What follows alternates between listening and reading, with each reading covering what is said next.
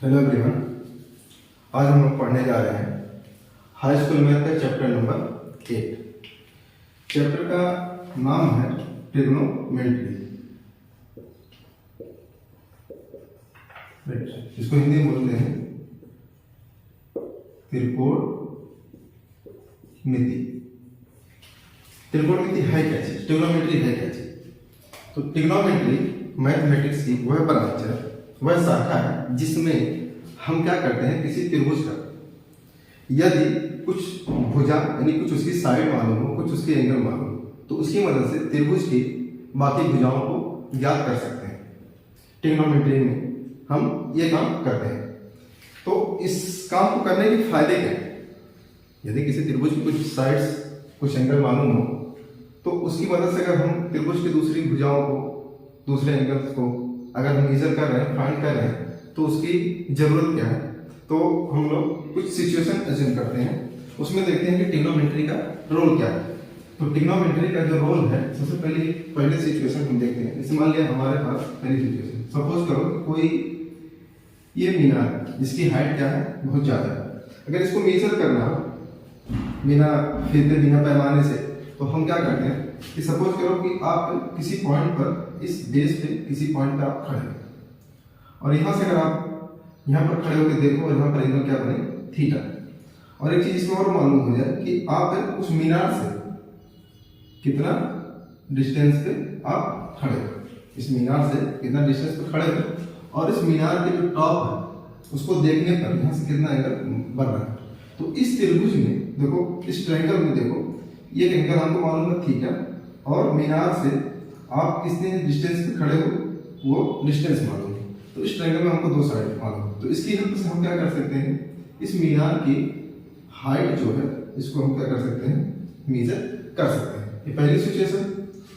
दूसरी situation, suppose करो कि मान लिया ये कोई नदी है, और नदी के एक साइड किसी का मकान, किसी का घर, और हमको क्या करना है, इस नदी की चौड़ाई मेजर करनी है ट्रिग्नोमेट्री की हेल्प से। तो हम कैसे कर सकते हैं?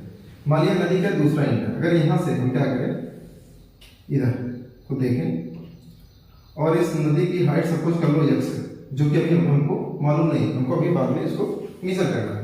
और यहाँ पर एक चीज हमको 100% मालूम होगी कि जो हाइट है इसकी घर की वो कितना है, और यहाँ से इस नदी के दूसरे एंड को देखने पर अगर एंगल क्या बन रहा है यहाँ पर, थीटा। तो इस ट्रायंगल में हमको दो चीज मालूम हो गई, एक तो उस घर की ऊंचाई, दूसरा यह वाला एंगल। तो हम क्या कर सकते हैं, इस h और इस थीटा की हेल्प से इस x की वैल्यू फाइंड कर सकते हैं। कैसे? ट्रिग्नोमेट्री में इस सब का यूज होता है। क्लियर? अब कुछ आगे देखते हैं, यह था इसका introduction part. Clear? Hello everyone, आज हम लोग बात करने जा रहे हैं ट्रिग्नोमेट्रिकल रेशियो, त्रिकोणमितीय अनुपात। ये क्या होता है? तो इस चीज को समझने के लिए हम क्या करते हैं, सबसे पहले एज्यूम करते हैं कि हमारे पास कोई right angle triangle. Right angle triangle की क्या कंडीशन होगी कि एक एंगल 90 डिग्री होगा। कितना? 90 डिग्री। ये एंगल हो गया 90 डिग्री, और 90 डिग्री एंगल के सामने वाली जो सबसे बड़ी साइड होती है, सबसे बड़ी साइड कौन सी है इसमें? ABC, ट्रायंगल ABC जो कि राइट एंगल ट्रायंगल है, इसमें AB क्या है? सबसे बड़ी साइड है, या ये पहले 90 डिग्री के सामने वाली साइड। इसको हम बोलते हैं हाइपोटेन्यूज।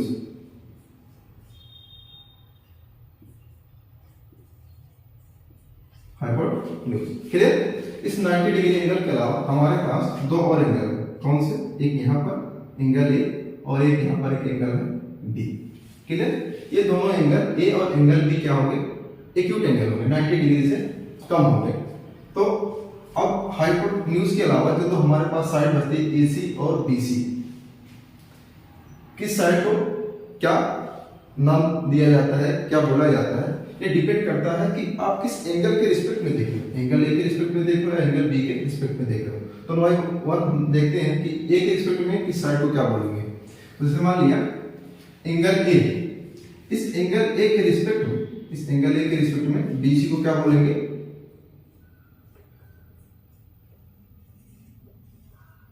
परपेंडिकुलर, इसको बोलते हैं हिंदी में लंब। और AC को एंगल ए के रिस्पेक्ट में, AC को क्या बोलेंगे? बेस यानी आधार। क्लियर? इसी तरीके से हम जब बात करेंगे एंगल बी के रिस्पेक्ट में, तो AC क्या हो जाएगा? परपेंडिकुलर, और BC क्या हो जाएगा? बेस। ठीक, इस तरीके से। अब जब हम ट्रिग्नोमेट्रिकल रेशियो के बारे में बात करेंगे तो हमारे पास टोटल 6 रेशियो होती है। कौन कौन सी होती है? हम 1 बाय 1 चेक करते हैं। अगर हम क्या करें, परपेंडिकुलर में किससे डिवाइड कर दें? हाइपोटेन्यूज से। इससे परपेंडिकुलर में किससे डिवाइड कर दें? Perpendicular divide by hypotenuse. तो ये क्या रेशियो बनेगा? साइन का रेशियो। इस रेशियो का नाम दिया गया साइन। और किस एंगल के रिस्पेक्ट में हम परपेंडिकुलर में हाइपोटेन्यूज से डिवाइड कर रहे हैं? एंगल ए की। क्लियर? यहाँ पर तो यहाँ पर क्या हो जाएगा? परपेंडिकुलर यहाँ पर क्या है? BC, और हाइपोटेन्यूज क्या है? AB। क्लियर? ये होता है पहला रेशियो। इसी तरीके से अगर हम क्या कर दें, बेस में डिवाइड कर दें किससे?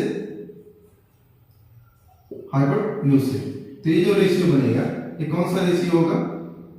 कोसाइन का। इसको शॉर्ट में लिखते हैं कॉस। कॉस है, ये दूसरा होगा साइन कोसाइन। कोसाइन को शॉर्ट में लिखते हैं कॉस। कॉस है बेस अपॉन हाइपोटेन्यूज। तो यहां पर बेस क्या हो जाएगा? इसके लिए बेस AC, हाइपोटेन्यूज क्या है? AB। इसी तरीके से तीसरा आता है, तीसरा रेशियो होता है टेंजेंट का रेशियो। किसका रेशियो? टेंजेंट का रेशियो। और टेंजेंट को शॉर्ट फॉर्म में हम लिखते हैं tan। किसके रिस्पेक्ट में देख रहे हैं? एंगल ए के रिस्पेक्ट में। यहां पर क्या होगा? हम परपेंडिकुलर में किससे डिवाइड करेंगे? बेस से। तो यहां पर क्या बनेगा? परपेंडिकुलर यहां पर कितना है? ए के रिस्पेक्ट में BC डिवाइडेड बाय बेस है AC। इस तरीके से। क्लियर? इसके अलावा 3 और है। चौथा होगा, हम क्या करें? tan का इनवर्स करते हैं, यानी tan का जो इनवर्स होगा उसका नाम दिया गया कोटेंजेंट। टेंजेंट का इनवर्स कोटेंजेंट, तो उसको शॉर्ट फॉर्म में लिखेंगे कॉट है। इसका इनवर्स हो जाएगा। इनवर्स कैसा होगा? यानी यहां पर था परपेंडिकुलर अपॉन बेस, तो यहां पर हो जाएगा बेस अपॉन परपेंडिकुलर। यानी इसका बेस कितना है? AC डिवाइडेड बाय परपेंडिकुलर हो जाएगा BC। इस तरीके से चौथा। अगर हम क्या करें? कॉस का इनवर्स करते हैं, कॉस का इनवर्स करते हैं, जिसको लिखते हैं sec A। कॉस का इनवर्स जो होगा उस रेशियो को बोलेंगे sec A। तो यहां पर था बेस अपॉन हाइपोटेन्यूज, तो यहां पर हो जाएगा hypotenuse upon base. Hypotenuse upon base यानी AB अपॉन AC। कॉस था AC अपॉन AB, तो कॉस का इनवर्स सेक होता है। ये रेशियो क्या बन जाएगा? AB upon AC। ठीक इसी तरीके से जो छठवां रेशियो है, ये किसका इनवर्स होता है? साइन का। तो साइन के इनवर्स को बोलते हैं कोसेक। तो यहां पर था परपेंडिकुलर अपॉन हाइपोटेन्यूज, तो यहां पर हो जाएगा हाइपोटेन्यूज अपॉन परपेंडिकुलर। क्लियर? तो यहां पर हो जाएगा AB अपॉन BC।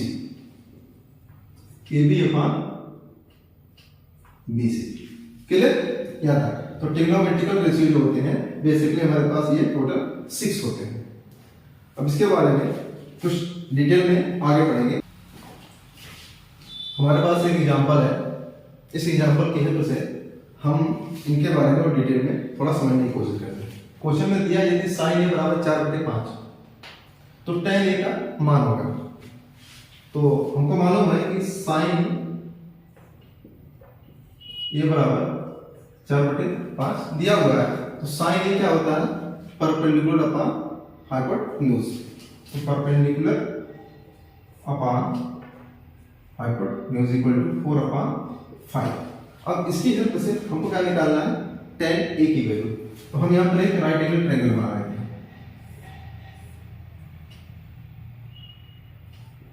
ए बी सी। इस ट्रायंगल में एंगल बी क्या है 90 डिग्री। तो ए के लिए क्या होगा परपेंडिकुलर, बीसी क्या होगा ये होगा परपेंडिकुलर, और हाइपोटेन्यूज क्या होगा यहां पर इस एंगल ए के लिए एसी। ठीक है, अब यहां से परपेंडिकुलर अगर हम यहां पर कंपेयर करें तो परपेंडिकुलर कितना होगा इक्वल टू 4 और हाइपोटेन्यूज कितना होगा 5। ये किसके इक्वल होगा 5। हमको क्या निकालना है tan की वैल्यू। तो tan ए क्या होता है, यहां से tan ए क्या होगा, tan की वैल्यू होती है परपेंडिकुलर अपॉन बेस।